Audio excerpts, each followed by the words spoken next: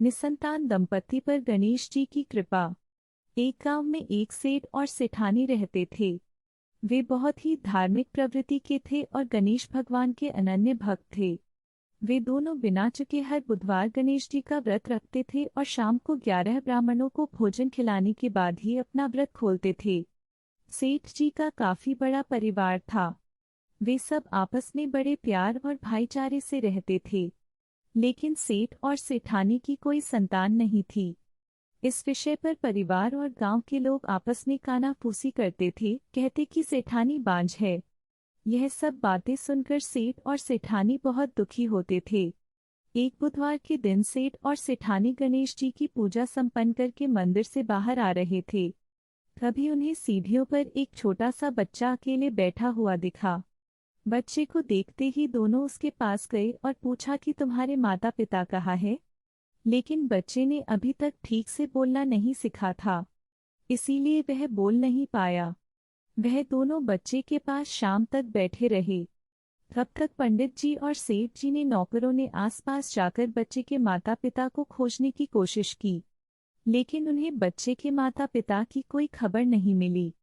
फिर पंडित जी ने सेठ और सेठानी को बच्चा अपने घर ले जाने के लिए कह दिया। साथ में यह भी कहा कि अगर बच्चे के माता पिता यहाँ पर आते हैं तो मैं स्वयं उन्हें आपके पास ले आऊंगा। सेठ और सेठानी खुशी खुशी उस नन्हे बालक को अपने साथ घर ले गए। सेठानी ने बच्चे का नाम अपने आराध्य भगवान गणेश जी के नाम पर गणेश रखा और बड़े लाड प्यार से उसका पालन पोषण शुरू कर दिया। कुछ दिनों बाद उसी गांव में एक ठग पति पत्नी आए। उनका इरादा गांव के सबसे अमीर आदमी को ठगने का था। वह दोनों ठग गणेश मंदिर की सीढ़ियों पर बैठे सोच विचार कर रहे थे। कुछ समय बाद वहां पर पंडित जी आए और गांव में अनजान लोगों को देखते ही उनसे पूछा, क्या आपका बच्चा खो गया है? दोनों ठग तो चोरी के लिए बहाना ढूंढ ही रहे थे, इसलिए उन्होंने तुरंत हाँ कह दिया। तब पंडित जी ने कहा, चिंता की कोई बात नहीं, आपका बच्चा एक सेठ जी के घर पर पल रहा है। पंडित जी उन दोनों को सेठ जी के घर पर ले गए। गणेश के माता पिता आए हैं। यह खबर सुनकर सेठ और सेठानी बहुत दुखी हुए।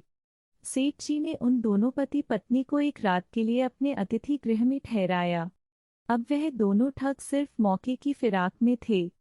उसी रात सबके सो जाने के बाद वे ठग एक एक करके सभी कमरों की तलाशी लेने लगे। तलाशी लेते लेते वह दोनों तिजोरी वाले कमरे में पहुंच गए। छानबीन के वक्त होने वाली छोटी मोटी आवाजों से सेठ जी का एक नौकर जाग गया और आवाज की दिशा में तिजोरी वाले कमरे के नजदीक आ पहुंचा। उसने चुपके से अंदर झांक कर देखा तो दोनों मेहमान कीमती सामान चुरा रहे थे। नौकर ने वह देखते ही धीरे से उस कमरे के बाहर की कुंडी लगा दी और चोर चोर बोलकर पूरे घर में हल्ला कर दिया।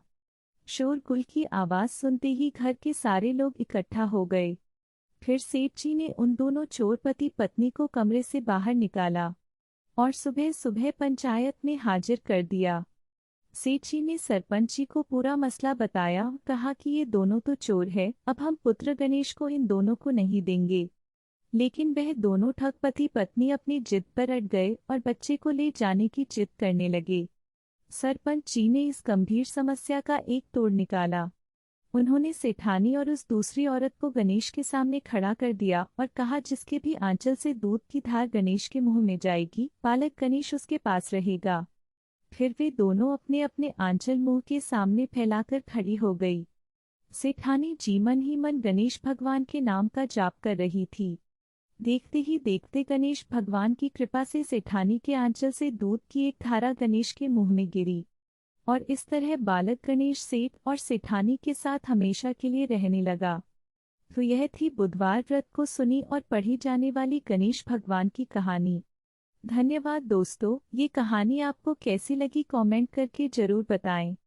इस कहानी को अपने प्रियजनों के साथ शेयर करें और कहानियों के लिए चैनल को सब्सक्राइब करें।